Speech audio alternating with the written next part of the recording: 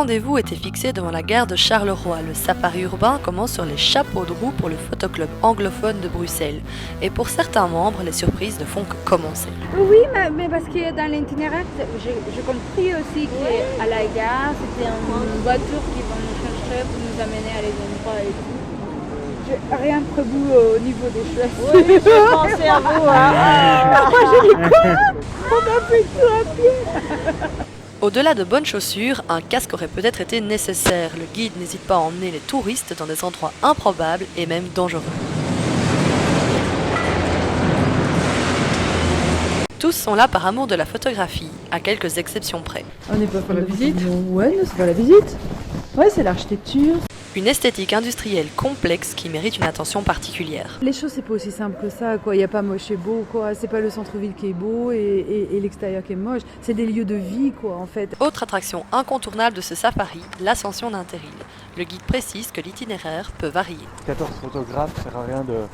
Normalement, demain, on sera beaucoup moins. On risque même d'être qu'à 4. Et là, c'est plus cool, on peut tenter des trucs. Mais de photographes, il y a les classiques. Tu sais bien, quand tu viens ici, ils sont tous binoches.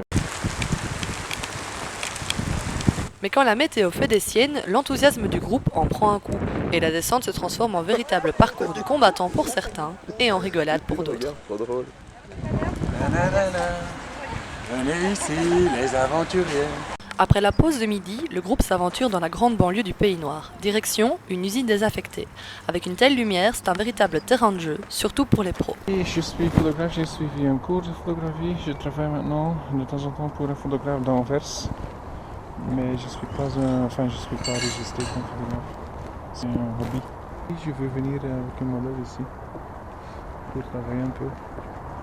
Après 2 longues heures sur place, le groupe n'a pas le temps de souffler, le timing est serré. Dernière activité, la visite du métro fantôme, en toute illégalité, une violation de propriété privée que le guide tourne pourtant à la dérision. Il y a des caméras partout en fait, Tom il nous voit depuis toujours. Pas de transport prévu par le guide pour arriver jusque-là. À la bonne franquette, comme on dit chez nous.